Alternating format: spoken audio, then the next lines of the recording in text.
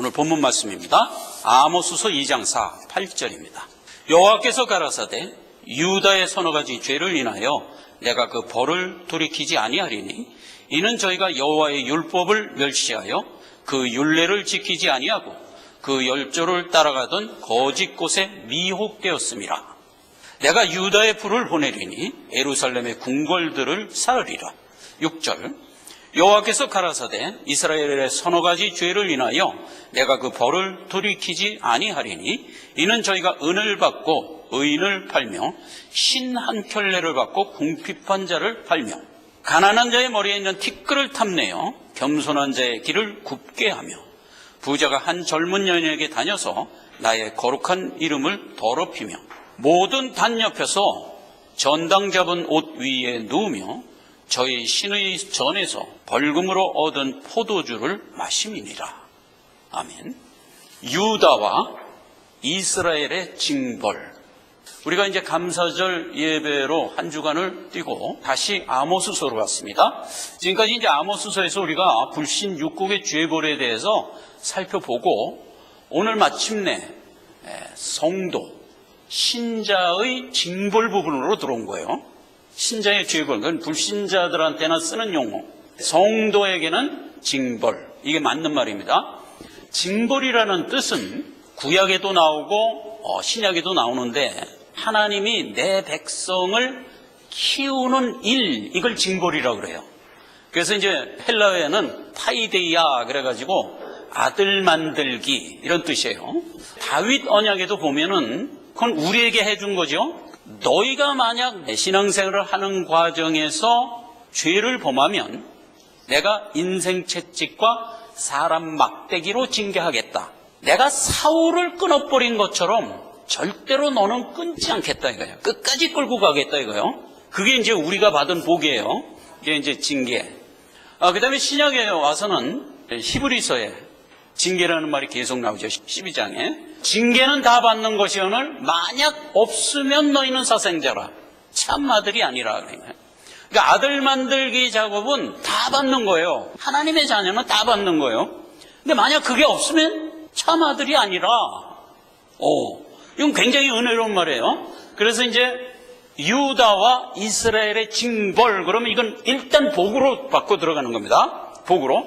근데 이제 본문 말씀에 보면 하나님의 어떤 징벌이 나오죠. 그런 걸 이제 우리가 다 복으로 승화해서 이제 받기 시작해야 됩니다.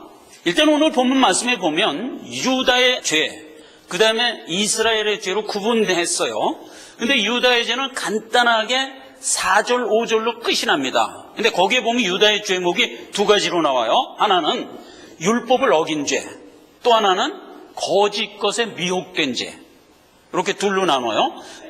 여기서 유다, 이스라엘 하면은 유다는 영생의 본질을 지칭할 때 유다 그래요. 여러분, 유다와 이스라엘은 분리해서 생각하면 안 돼. 하나예요. 원래 하나인데 왜 성경에서 유다와 이스라엘이 분리돼서 나가다가 멸망했다가 하는 역사가 왜 일어나느냐 하는 기본을 우리가 알고 들어가야 돼요. 유다 그러면 다윗 언약에서 얘기했듯이 끊지 않겠다 이거야. 하나님이 끝까지 천성에까지 잇겠다 이거죠. 그래서 어디까지 이어지냐면 예수 그리스도까지 이어지는 겁니다. 내게서 예수 그리스도가 나오리라 이렇게 된 얘기예요. 그게 이제 모든 신자가 가지고 있는 영생의 본질이에요.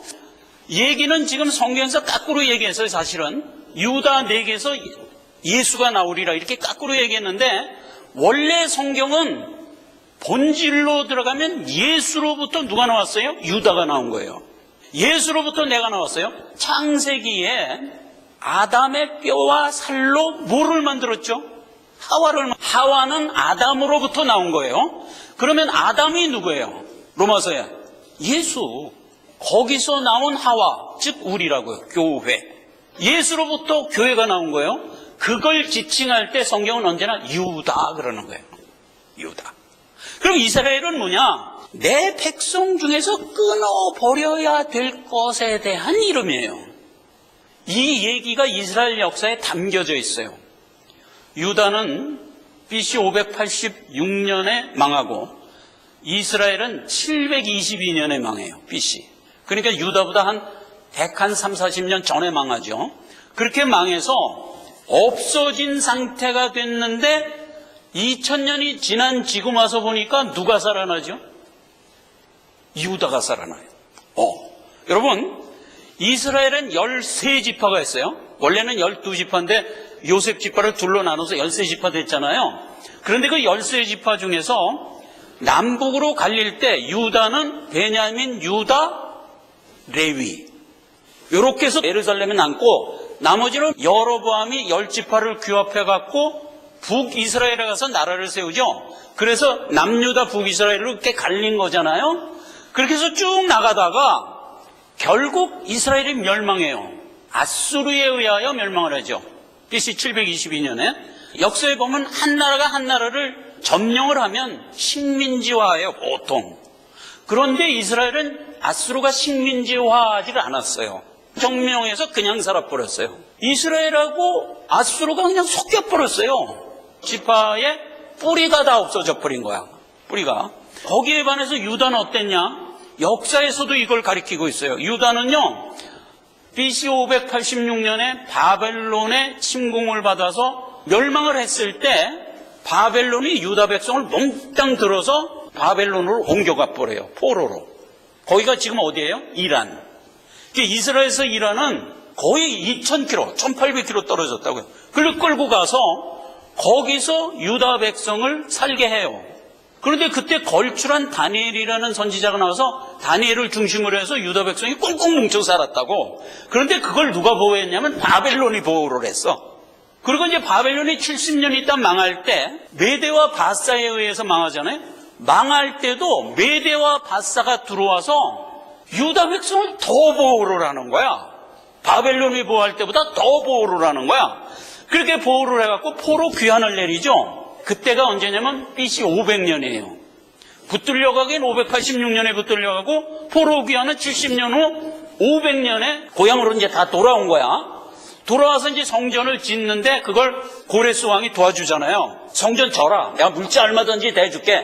그래갖고 이제 에스라하고 스룹바벨이 성전을 지을 때 거기에 먼저 망했던 이스라엘 백성이 살고 있었죠. 그 이스라엘 백성은 언제 망했죠? BC 722년에 망했으니까 지금 BC 500년이니까 그렇게 180년이 지난 지금에 와서 이스라엘 백성은 사실상 뿌리가 없어진 거예요. 다 섞여가지고. 그렇게 해서 뿌리가 없어진 상태인데 에스라한테 이제 요청을 하죠. 우리도 성전 지는데 같이 짓겠다. 그때 에스라가 북이스라엘 사람들을 보니까 땅만 거기서 살지 5대가 피가 섞여서 지나니까 아무도 자기 조상을 찾아갈 수가 없는 거야. 그래갖고 이제 안 되니까 에스라가 거부를 했죠. 유다 백성이 이제 홀로 그 성전을 짓는단 말이에요. 2000년이 지난 지금 예수님이 이스라엘 땅에 딱 왔을 때 그 북이스라엘 사마리아 사람들을 예수님이 뭐라고 지칭해요? 이방의 땅 갈릴리오. 흑암에 앉은 갈릴리오. 이렇게 얘기하잖아요. 예수님도 이방인 취급하는 거예요. 그러나 구원은 아브라함 언약 때 이미 구원을 이방에게 선포하여 구원하리라 이렇게 이미 역사가 됐죠. 그래서 예수님은 이방부터 구원을 하는 거예요. 그러나 뿌력은 다 없어진 거예요. 지금 이스라엘이 2000년에 독립을 해서 이스라엘이라는 국가가 세웠는데 이스라엘 국민 아무나 데려다 놓고 족보를 한번 들어가 보자 그러면 세 지파밖에 없어요. 유다, 베냐민, 레위 이 셋밖에 없어요.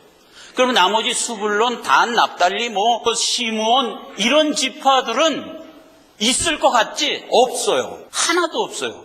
아니 찾을 수가 없어요. 그래서 역사에서도 뭐를 얘기하냐? 남은 건 유다만 남는 거예요. 그럼 이스라엘은 어떻게 됐어요? 완전히 없어지는 거예요. 요게 누구 모습? 내 모습이다. 내 모습. 하나님이 나를 택하여 구원을 했는데 나에게 유다 생명을 넣어줬어요. 예수 그리스도의 생명, 뼈와 살이 덧입혀져서 본질은 생명이 돼버린 거야. 그러나 일생 신앙생활을 하면서 육정을 뽑아버려야지. 우리의 일생 동안에 우리가 할 일이에요, 그게. 그래서 막상 이스라엘 역사에서 거기도 다 맞아요. 광야 40년을 지나고 가나안에 들어갔을 때 그 세대에서 원망했던 족속은 전부 죽는 거예요. 새롭게 된 자만 들어가는 거예요. 가나안에. 똑같아요. 우리도 평생 신앙생활을 하지만 우리가 우리의 일생을 마치고 내 본향으로 들어갈 때는 내 안에 있는 육종은 다 죽는 거예요.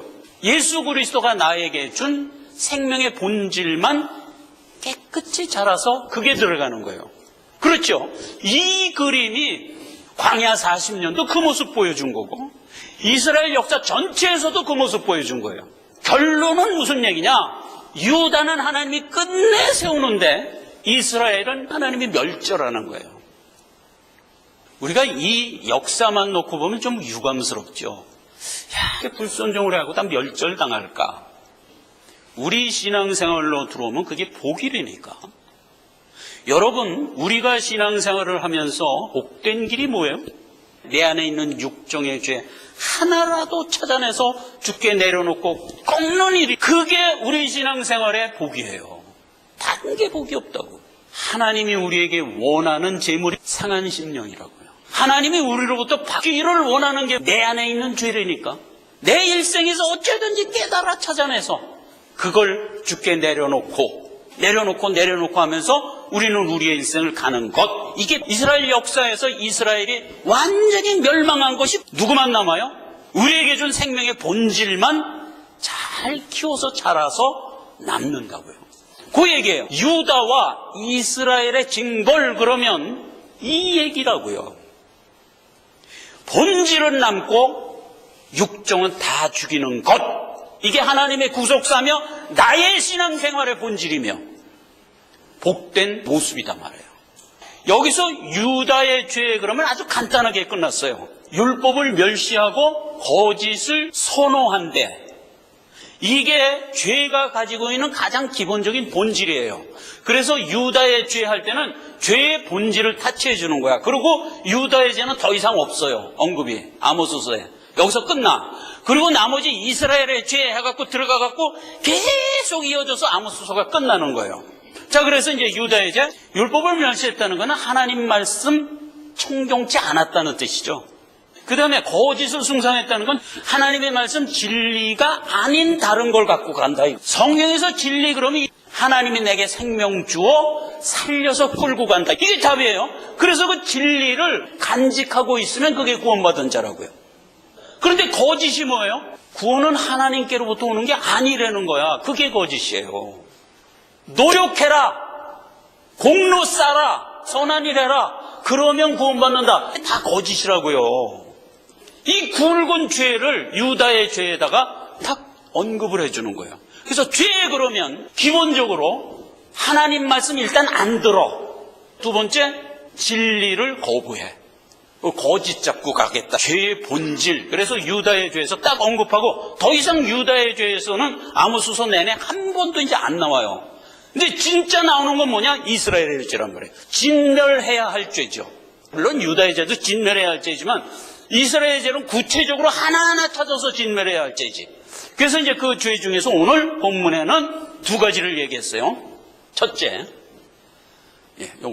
첫째, 의인을 팔아. 둘째, 전당 잡은 옷 위에 누워서 벌금 포도주를 마셔. 이 두 가지. 이건 요 자체로서는 우리가 무슨 말인지 잘 모르겠어요. 그런데 사실은 모를 게 하나도 없어요. 의인을 판다는 것은 신자를 팔았다 이 소리예요. 성경에서 사람 그러면은 그건 구원받은 사람을 사람이라고 그러는 거예요. 세상에서 사람 그러면 구원을 받았든 안 받았든 다를 사람이라고 그러지. 근데 성경에서 사람 그러면 그게 구원받은 우리를 얘기하는 거예요. 그럼 구원받은 신자를 팔았대. 인성을 경홀히 여긴 죄예요. 이게 부채적인 죄 1호. 예수님은 얘기했습니다. 구원받은 내 백성은 천하보다 귀하다 그랬어요. 근데 어느 정도로 예수님은 그를 귀히 여기냐 하면 그에게 생명을 주기 위해서 내가 죽었어. 그러니 예수님 입장에서는 얼마나 그가 귀하겠어요. 그죠? 하나님이 퍼붓는 역동적인 힘이 그 사람 하나를 위하여 지금 역사되는 거거든요. 그런데 죄인들은 인성을 귀히 여기지 않아요. 인류 역사에서 불과 지금으로부터 100년 전까지만 해도 사람을 사고 팔았어요. 아브라함 링컨 대통령 시절까지 노예제도가 있었잖아요. 이건 동서고금에 다 있었어요. 그건 유럽에도 있었고요, 저 남미에도 있었고요, 특히 우리나라에도 있었어요. 종제도가 있죠. 주인 거야, 주인 재산이야. 그래서 그 제도는 동서고금을 막론하고 다 있었어요. 그러한 죄를 인간이 가지고 있는 죄성의 1호로 치는 거예요. 인성을 물건 취급하는 거, 오히려 물건을 인성보다 더 치지. 그래서 여기 본문 말씀에 뭐라고 그랬어요? 신발 한 짝에 사람을 팔고 사는 거야. 그 인성을 사고 파는 것이 아주 그냥 일반화되어 있는 거예요. 일반화. 그게 이제 링컨 대통령 이후서부터 제도적으로 없어졌죠. 그러면 인성을 팔고 사는 게 그럼 없어졌나? 아니에요. 그러한 직접적인 노예제도는 없어졌을지 몰라도 세계의 어떤 이데올로기로 더 큰 인성 멸시의 사상이 생겨났죠. 그게 뭐냐면 유물론이에요. 유물론은 문자 그대로 세상의 본질이 물질이다 이렇게 보는 철학이잖아요. 그러니까 모든 게 물질이라는 거야. 그러니까 사람의 인성도 물질의 일부로 보는 거예요. 지금까지 흘러왔던 사조의 한 파트를 이뤘어. 그래갖고 정치 세력이 돼서 나가요. 그게 뭐예요? 공산주의. 오히려 1900년도에 들어와갖고 그게 옛날의 노예제도보다 이제는 아주 정식적인 학문이 돼갖고 그렇게 하고 더 크게 돼버린 거예요. 더 크게. 그래서 인명이 존중되지 않는 게 옛날 노예제도는 저리 가라야. 그렇게 돼버린 거예요. 그렇게 해갖고 이제 원래 이게 어디서 나오냐면 독일에서 나왔잖아요. 마르크스에 의해서 나왔는데 세상에서 이제 그걸 펼치려고 하다 보니까 세상 사람들이 그걸 거부하는 거야. 교육으로 해볼까 뭐로 해볼까 다 해봐도 안 되는 거야. 그래서 마르크스가 깨달은 게 뭐냐면 이건 교육으로 안 되는구나. 어려서부터 주입식으로 가르치지 않으면 안 되는 거구나 하는 걸 깨달아요. 그렇게 깨달았다 보니까 그럼 기성세대는 어떡하지? 그랬더니 기성세대는 그렇게 하려면 다 죽여야 되니까. 그게 방법이 없는 거예요. 그래서 이 이론을 만든 독일은 공산주의를 포기했어요. 그때. 이거는 실행 방법이 없구나. 그런데 그거를 변방에 가져간 거야. 가져간 게 이제 소련이죠. 소련은 그때 그 제정 러시아를 혁명을 일으킬 때 막 그때 어간이거든요. 그러니까 공산 이론을 들고 이제 대항을 해서 그 왕실하고 싸울 때 얘네들도 이제 그 벽에 부딪힌 거야. 이거를 하려니까 러시아의 대부분의 사람을 다 죽여야 되게 생겼거든. 야, 이거는 인두꼬비로스가 할 수 없다. 이건 문제가 있는데 하고 자기네들도 그러고 있을 때 마침 그때 뭐가 나왔냐면 학계에서 진화론 이론이 그때 나온 거예요. 나와갖고 적재성전의 이론에 의하여 순응하는 자는 살고 순응치 못하는 자는 죽는다 하는 게 자연법칙이라는 거지. 혁명 주체자들이 무릎을 탁 친 거예요. 그래, 이게 답이었다. 도덕적 양심의 가책을 받지 말고 저들을 도태시켜라.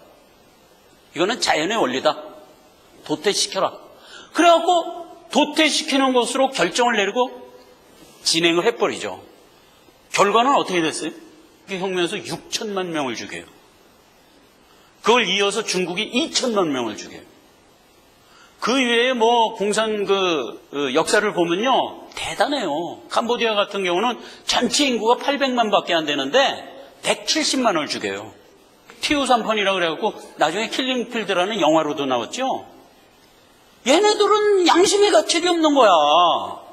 공산 이데올로기라는 이 목표를 놓고 그냥 인간 인성은 없는 거야. 필요하면 다 죽이는 거예요. 우리나라 북한은 또 예외가 아니에요. 북한 공산 정권을 세우기 위해서 전쟁 일으키고 뭐하고 해갖고 죽은 사람이 500만이에요. 옛날에 군주들이 자기 지위를 지키기 위해서 반항하는 백성들을 죽인 역사적 사례들이 있어요. 근데 최고로 많이 죽은 게 몇 명인지 아세요, 여러분? BC 4세기경에 진시 황제가 죽인 30만이 최고였어요. 옛날에. 한 마을 30만 명을 몽땅 죽여버려요. 그 역사에 아주 두고 그게 험이 돼서 내려왔었다고. 징기스칸은 몇 년에 걸쳐서 사람을 죽였지. 유럽을 공격하면서. 그래서 200만 정도를 죽였다 그래요. 그건 아주 수십 년에 걸쳐서 죽인 거 아니에요. 그런데요, 1900년도에 공산 이데올로기가 왔을 때는 그냥 100만은 우스운 거야. 몇백만 죽었다 그러면 아유 조금 죽었네 이렇게 돼버렸어요. 세계 여론이. 아유 뭐 그렇게 조금 죽였냐 이렇게. 아니 6천만 2천만 3천만 이렇게 죽여나가니까 이거는 인성을 물질보다도 못하게 여기는 죄가 구체적인 죄 중에서 1호라고 그랬잖아요. 그 1호의 죄가 뒤로 갈수록 이렇게 극성을 부리면서 오는 거예요. 지금 이런 시대를 우리가 역사의 눈으로 보고 지금 여기에 서 있는 거예요. 그래서 우리가 생각을 해야 돼요. 모든 신자는 인성을 귀히 여겨야 돼요. 인성을 귀히 여겨라 하면 여러 가지가 있어요. 윤리, 도덕 이런 개념으로 인성을 귀히 여기는 것, 이게 인본주의에 있지요. 그러나 그것 갖고는 부족해요. 정말 인성을 귀히 여기려면 어떤 개념이 있어야 되냐 하면 예수 그리스도의 은혜가 개념이 돼야 돼요. 즉 무슨 얘기냐? 그건 제가 한 구절 읽겠습니다. 로마서 14장 15절입니다. 만일 식물을 인하여 내 형제가 근심하게 되면 이는 내가 사랑으로 행치 아니함이라. 그리스도께서 대신 죽으신 형제를 내 식물로 많게 하지 말라. 요 개념이에요. 어떤 사람을 생각할 때 그 사람의 인격을 왜 존중해야 되냐면 예수 그리스도가 그를 위하여 십자가에 못 박혀 죽은 존재라니까. 우리가 함부로 대할 수 없어요. 특히 하자는 음식 하나 때문에 인성을 멸시하는 일은 절대로 하면 안 되죠. 오늘 본문 말씀에 뭐라고 그랬어요? 신발 한 켤레로 의인을 판다니까. 그런 짓을 하면 안 되는 것을 윤리 도덕 관념을 갖고 나가면 부족해요. 예수가 저를 위하여 십자가에 못 박혀 죽은 존재다 이거야. 그러니 내가 존중 안 할 수 없다라는 개념으로 인성을 존중할 때만이 바른 태도다 이 말이에요. 오늘 요거 하나 우리가 구체적인 죄벌 하나에서 챙기고 가자 이거예요. 요게 하나. 자, 두 번째입니다. 두 번째는 전당물로 잡은 옷 위에 누워서 벌금으로 받은 포도주를 먹었대. 그런데 요게 본질로 들어가면 간단한 얘기예요. 옷 그러면 의라고 그랬어요. 옷을 저당 잡았다 하면 소자의 믿음을 실족해 했다라는 뜻이에요. 누구의 옷을 저당 잡았다 하는 것은 누가 가지고 있는 의를 실족해 만드는 것, 이게 저당 잡았다는 얘기예요. 내가 하나님으로부터 생명을 받아서 그걸 믿고 있는 나를 의라고 그래요. 하나님은 나를 의롭다고 그러잖아요. 그래서 나는 내 의를 지켜야 돼요. 이 의는 나만 가지고 있는 게 아니라 딴 사람도 가지고 있잖아요. 그러니까 우리가 그의 의를 존중해 줘야지. 나는 내 의만 존중하고 남의 의는 헌신자같이 여기는 거야. 그래갖고 그걸 실족하게 만들면 죄니라 이 말이에요. 그러니까 우리가 이걸 조심하면서 신앙생활을 해야 되는 거라. 그렇죠? 그 얘기는 예수님이 친히 교훈했어요. 마태복음 18장 6절. 누구든지 나를 믿는 소자 중 하나를 실족해 하면 차라리 연자맷돌을 목에 달리우고 깊은 바다에 빠뜨리우는 것이 나으니라. 이렇게 확실하게 교훈을 했다고요. 그래서 성경은 항상 우리에게 교훈을 이렇게 하는 거예요. 너는 항상 나가서 행보할 때 너보다 남을 낮게 여기며 살아라 이 말이에요. 긍휼히 여기며 남의 옷을 저당 잡는 일 같은 일은 하지 말아라. 실제로 율법에 가면 규례는 이렇게 돼 있어요. 저당을 잡았어. 그러면 해지기 전에 옷 돌려줘라. 지금은 옷 그러면 아주 흔해 빠진 게 옷이에요. 인조견이 나와가지고 옷값도 싸졌고 명품으로 가면 비싸지만 일반적으로 옷이 되게 싸요. 그러니까 사람마다 옷이 너무 많아. 집에 가면은 온천지야. 이 예수님 시절 구약 시절만 해도 절대 그런 거 아니에요. 옛날에는 옷 그러면 세 가지밖에 없었어요. 양털로 만들든가 누에로 만들든가 삼배로 만들든가요. 근데 그 뭐가 제일 비쌌는지 아세요? 삼배로 만든 게 제일 비쌌어요. 부자가 아니면 베옷은 입을 수가 없었어요.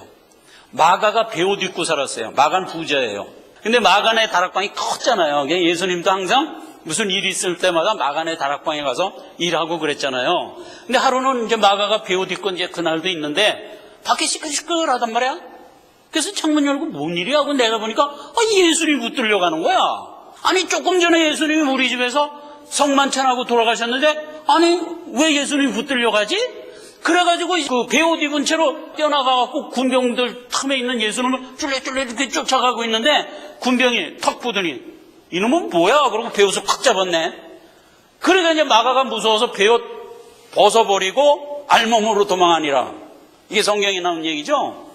베옷 부자만 입었어요. 사람마다 옷이 대개는 한 벌 정도밖에 없었어요. 한 벌.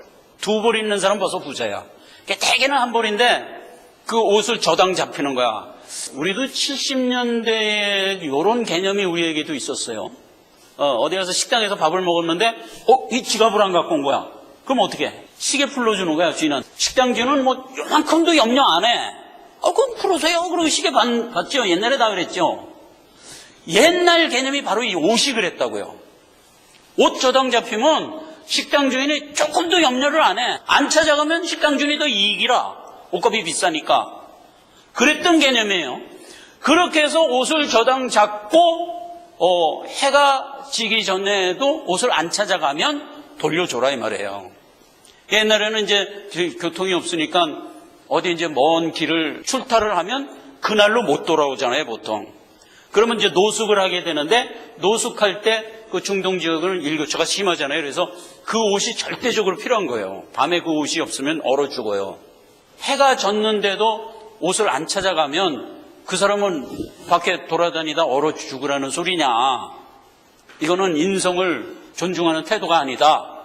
그러니까 돌려줘라. 율법에도 돌려주도록 돼 있잖아요. 그렇죠? 그게 옷. 그 다음에 벌금으로 받은 포도주. 죗값으로 포도주를 냈다 하는 얘기는 결국 예수 그리스도가 십자가 대속값으로 피를 흘렸다 이 얘기거든요. 자, 그래서 벌금으로 받은 전당물 옷 위에 누워서 이부자리 위에서 누워서 자도 되는데 굳이 거기서 누워서 자는 거는 그만큼 교만한 거예요. 그렇게 교만한 상태에서 벌금으로 받은 포도주를 실실 마셔. 이게 가장 신앙을 모독하는 행위 중에 한 모습을 이렇게 모형에 담아준 거다 이 말이죠. 신약에 들어오면 히브리서 10장 29절입니다.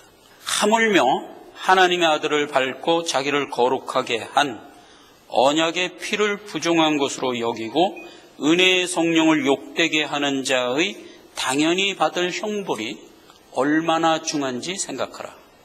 그 대속의 역사를 경홀히 여기는 것은 진멸해야 될 죄다. 성도들은 범하면 안 되는 죄다. 오늘 본문 그림에서는 전당 잡은 옷 위에 누우며 거기서 벌금으로 받은 포도주를 마셨다. 예수 그리스도의 십자가 대속을 경홀히 여겼다 하는 것으로 된 그림이에요. 말씀을 맺습니다. 모든 신자는 평생 죄의 공세를 받으며 살아갑니다. 세상이 나를 공격하는 측면과 내 안에 있는 육종이 나를 공격하는 이 두 측면이 있다고 그랬어요. 구체적으로 보면 사람의 인성은 예수 그리스도가 십자가에 못 박혀 구원한 존재라는 개념으로 나가야 된다. 유다와 이스라엘의 죄에 대한 징벌로 주신 말씀입니다. 구체적인 죄 오늘 2개 살펴봤는데 다음 시간서부터는 계속 구체적인 죄가 나열돼요. 죄성을 대항하여 나갈까 하는 교훈을 삼도록 성경은 이끌고 있습니다. 기도하겠습니다. 아버지 하나님 은혜를 감사드립니다. 하나님께서 이스라엘과 유다의 죄 이것을 징벌하는 모습을 통해서 우리가 육종과 싸우며 나갈 수 있는 기준을 세워주셨습니다. 죄성이 역사하고 있는 공격으로부터 우리 자신을 지키고 바른 길을 행할 수 있도록 인도해 주시옵소서. 예수님의 이름으로 기도했습니다. 아멘.